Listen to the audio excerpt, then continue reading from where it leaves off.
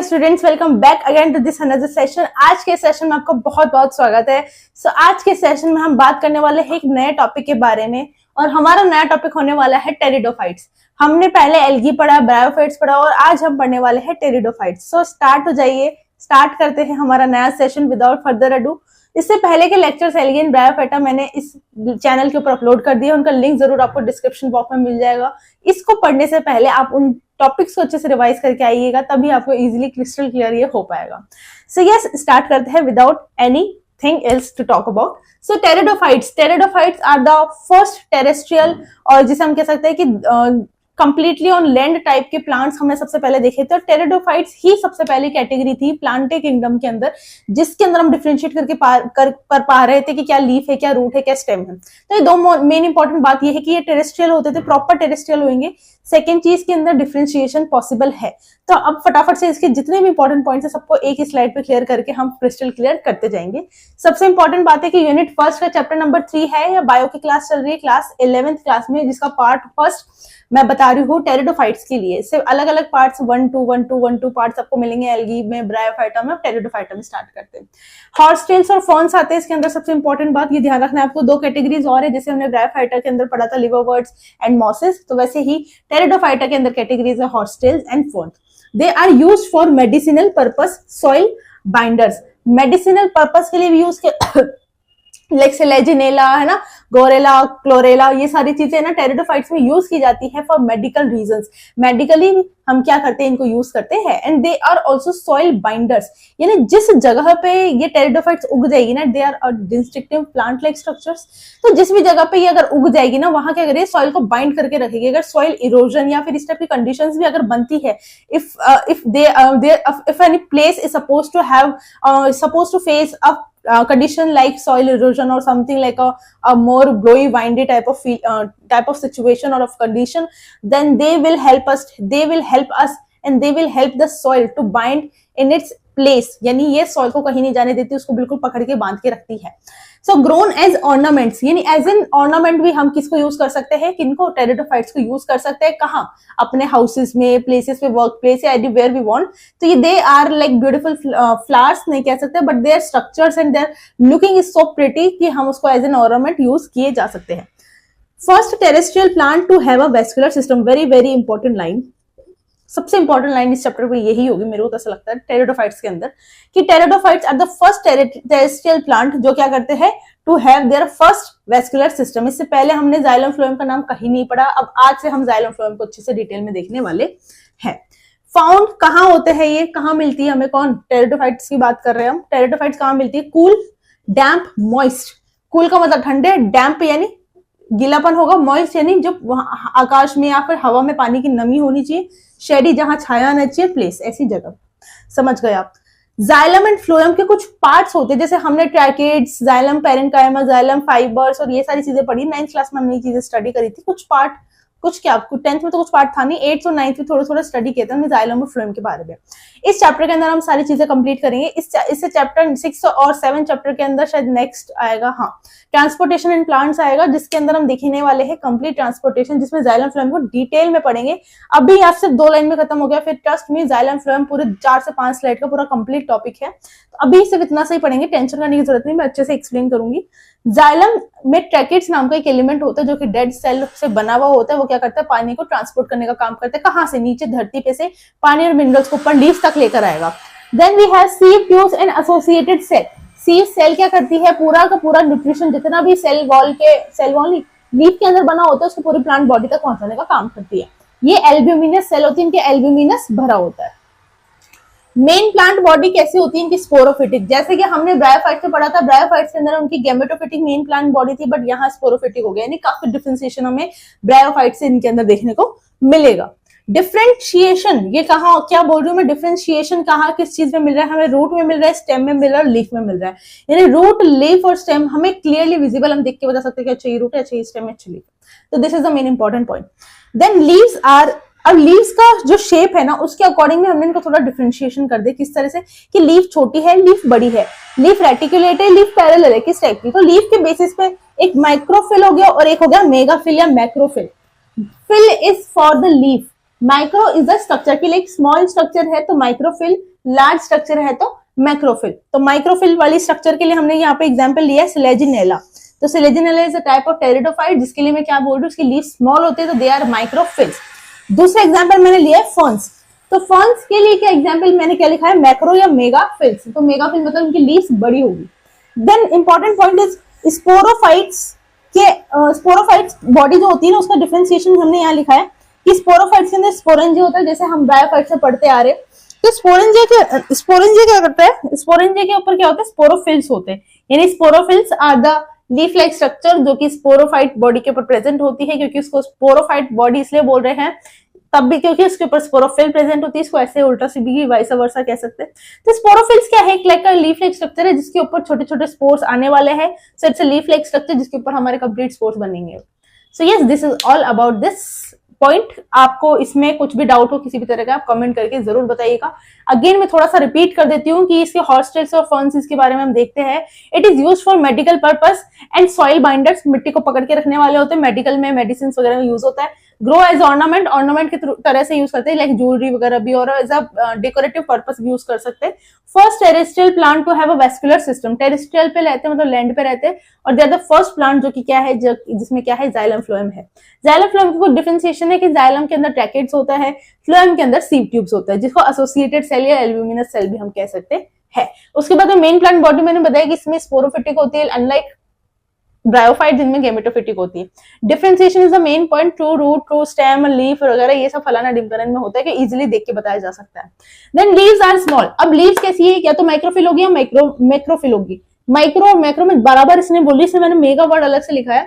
तो माइक्रोफिल and मेगास fill. तो fill का मतलब है लीफ, यानी लीफ या तो छोटी होगी तो माइक्रो और बड़ी होगी तो मैक्रो या मेगा।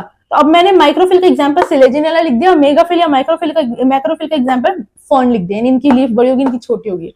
अब ये लीफ जो होती है इसको लीफ को स्पोरोफिल कहते हैं कब, जब ये स्पोरोफिटिक बॉडी के अंदर प्रेजेंट होती है, स्पोरोफिटिक बॉडी की स्टेज चल रही होती है, या फिर इसके अंदर जब स्पोर्स आने लग जाते हैं। तो it's a leaf like structure. Detail देखेंगे इसका टेंशन करने के बाद। जनरेशन के अंदर बॉडी के अंदर रेगुलरली लाइफ साइकिल के अंदर आती है। सबसे पहले हम देख लेंगे कि हमने स्पोरेंजिया पढ़ा है कि स्पोरेंजिया नाम की स्ट्रक्चर होती है। तो स्पोरेंजिया नाम की स्ट्रक्चर किससे कवर होती है, लीफ से। तो ये लीफ की स्ट्रक्चर्स प्रेजेंट है, यानी ये सारी स्पोरेंजिया है अंदर। ये स्पोरेंजिया कंप्लीट स्ट्रक्चर है, इसके आगे पीछे लीफ लगाई है मैंने और कुछ नहीं किया।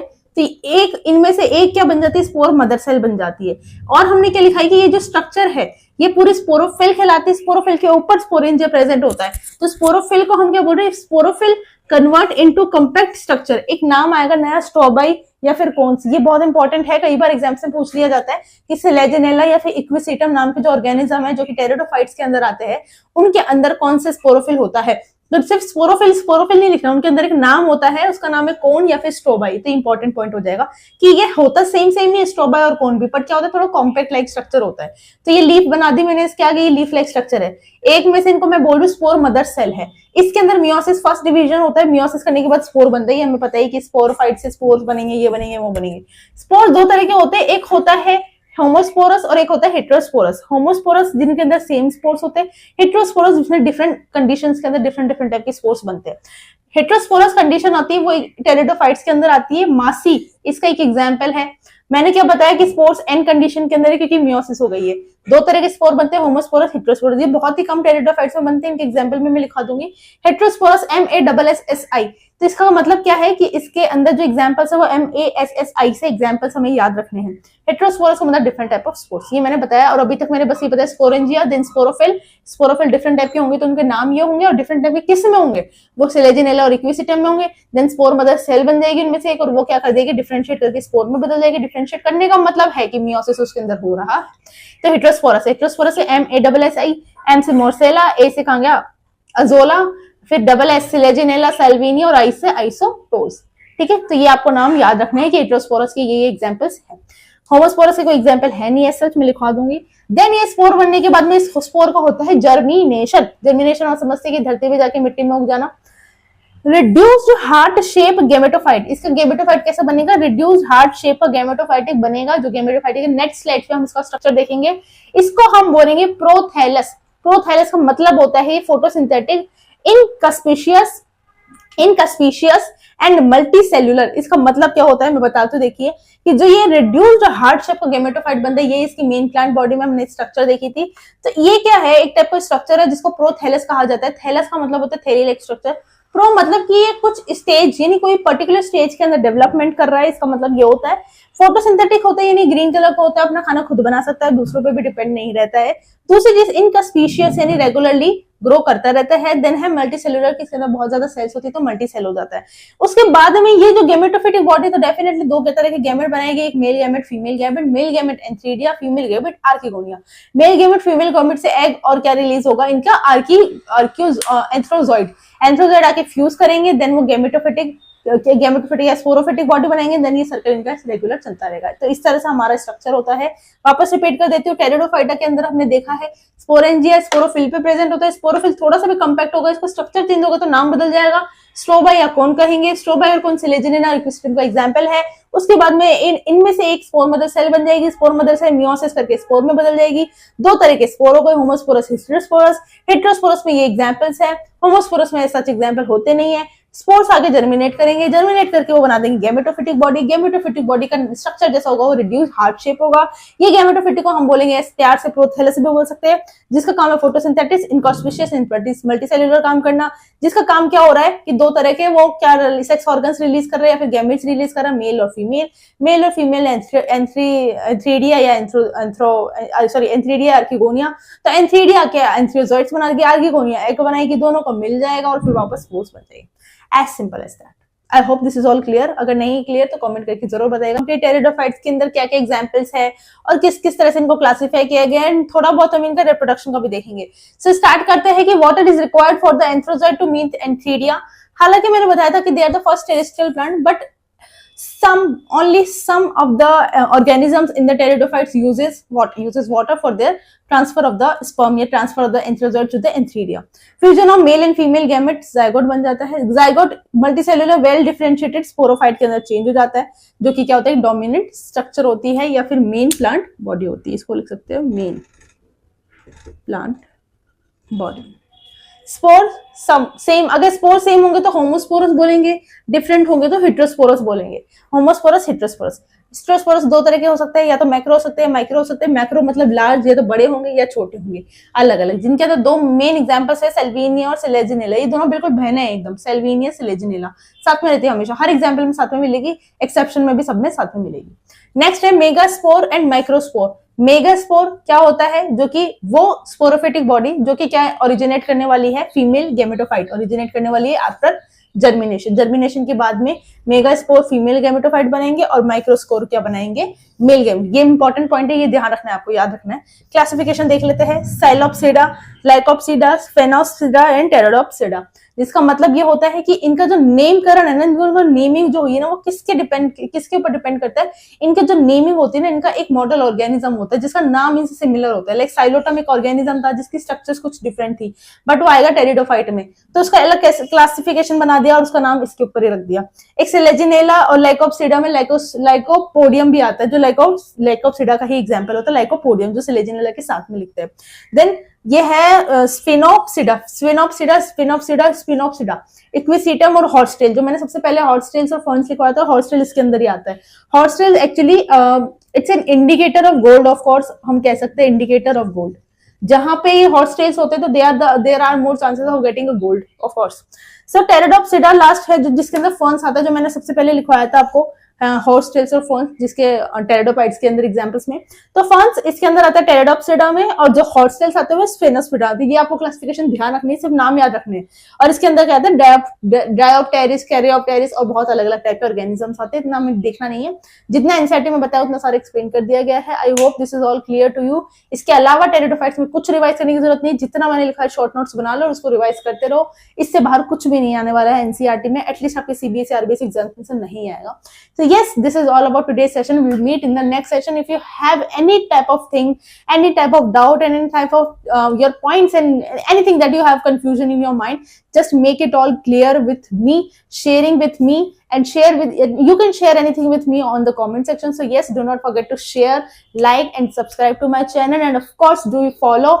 And yes, write short notes. Definitely, if you're not writing, if you're not if you're not writing, if you're not maintaining a notebook, so everything will be clear out. Only on the audio basis you cannot learn everything, so need to revise and need to rewrite everything. So yes, classes are important and you need to write everything. And if you have any doubt, I'm telling you again and again and again, you can ask me in the comment section. And thank you so much. It means a lot for me if you appreciate the lectures, if you like and share the lectures, because it means a lot. And it needs a lot of effort to of course shoot everything and to write and to get the exact material which is required for your board examination. So yes, I hope this is all clear to you, and we'll meet in the next session.